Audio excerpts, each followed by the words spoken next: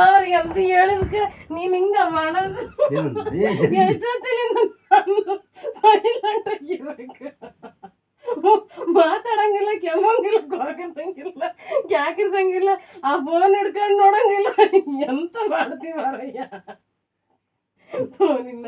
ಅರ್ಧ ಗಂಟೆ ಅಂತ ಎಂತ ಶಿಕ್ಷೆ ಯಾವತ್ತೂ ಕೊಡಬೇಡ. ಏನ್ ಆ ಕಡೆ ಮನೆಗೆ ಹೋಗಿ ನೀನು ಹೋಗೋದು ಬಂದ ಮೇಲೆ 2 ತಾಸು ಆದ್ರು ಮನೆ ಬಿಟ್ಟು ಹೋಗಂಗಿಲ್ಲ. ಅಯ್ಯಪ್ಪ ಯಾವ್ದು ಬೇಡ ಹೋಗಿ, ನನಗೆ ಕುಡಿಯಲ್ಲ ನಾನು. ಕಾಫಿ ಆಗ್ಲಿ ಪೀಪಿ ಆಗ್ಲಿ ನಿಜವಾಗ್ಲೂ ಬೇಡ. ಇಲ್ಲ ನಾನು ಸೀದ್ರು ಬೇಡ, ಯಾವ್ದು ಬೇಡ, ಬಾ ಇಲ್ಲಿ ತಗ. ನೀನ್ ಹಿಂಗ್ ಮಾಡ್ಬೇಡ ನೋಡಿ ಯಾವತ್ತು. ಎಂತ ಶಿಕ್ಷೆ ಕೊಡ್ತೀವಿ ಮಾರಾಯ, ನೀನ್ ಟೀ ಮಾಡ್ಕೊಡಲ್ಲ ಅಂತ ಹೇಳಿದಕ್ಕೆ ಅವ್ರು ಮಾಡ್ಕೊಂಡ್ ಕುಡ್ದು ನನಗೆ ಕೊಡ್ತಾ ಇದ್ದಾರೆ. ಅಪ್ಪಿ ನನಗೆ ಬೇಡ, ತಗ ನನಗೆ ಬೇಡ. ಇದು ಸೀದ್ರು ಬೇಡ, ಯಾವ್ದು ಬೇಡ. ತಗ ಬೇಡ. ಇಲ್ಲ ಇಲ್ಲ ಬೇಡ ನನಗೆ. ಎಂತ ಸಾವು ಮಾರಾಯ. ಛೇ,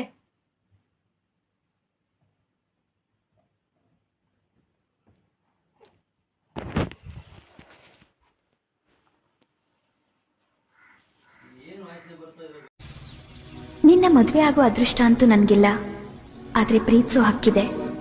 ನನ್ನ ಪ್ರೀತಿನ ಯಾರಿಂದನೂ ದೂರ ಮಾಡೋಕ್ಕಾಗಲ್ಲ. ಕೊನೆ ತನಕ ನಾನು ನಿನ್ನ ಪ್ರೀತಿಸ್ತಾನೆ ಇರ್ತೀನಿ. Download share chat. ಶಿವ ಪಾರ್ವತಿಗೆ ಒಬ್ಳು ಮಗಳು ಕೂಡ ಇದ್ದಾಳೆ ಅಂದ್ರೆ ನಂಬ್ತೀರಾ? ಆ ಮಗಳ ಹೆಸರು ಅಶೋಕ ಸುಂದರಿ. ಇವತ್ತಿನ ಕತೆ ಕೇಳಿದ್ಮೇಲೆ ನಂಬಲೇಬೇಕು. ಒಮ್ಮೆ ಪಾರ್ವತಿ ತನಗೆ ಅತ್ಯುತ್ತಮವಾದ ಉದ್ಯಾನವನವನ್ನ ತೋರಿಸುವಂತೆ ಶಿವನಲ್ಲಿ ಕೇಳ್ತಾರೆ. ಶಿವ ಇಲ್ಲ ಅನ್ನದೆ ಕೂಡಲೇ ಪಾರ್ವತಿಯನ್ನ ನಂದನವನಕ್ಕೆ ಕರೆದುಕೊಂಡು ಹೋಗ್ತಾರೆ. ಅವರಿಬ್ಬರ ಹಿಂದೆಯೇ ಕೋಟಿ ಕೋಟಿ ಶಿವಗಣಗಳು ಸಹ ಹಿಂಬಾಲಿಸಿ ಬಂದಿದ್ವು. ಪಾರ್ವತಿಗೆ ನಂದನವನದ ಮಹತ್ವ ವಿವರಿಸುತ್ತಿರುವಾಗ ಶುಭ ಎಂಬ ಮರದ ಬಗ್ಗೆ ಹೇಳ್ತಾರೆ ಶಿವ.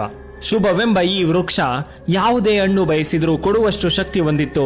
ಅದು ಸಾಲದೆಂಬಂತೆ ದೇವತೆಗಳು ಪುಣ್ಯವಂತರ ಮನಸ್ಸಿನ ಆಸೆ ತಿಳಿಸಿದ್ರು ಮರುಕ್ಷಣವೇ ಬೇಡಿದ್ದನ್ನ ಕೊಟ್ಟು ಬಿಡುವ ಶಕ್ತಿ ಇದೆ ಎಂದು ಶಿವ ಹೇಳಲು ಪಾರ್ವತಿಯ ಕುತೂಹಲ ಮತ್ತಷ್ಟು ಜಾಸ್ತಿ ಆಗಿತ್ತು.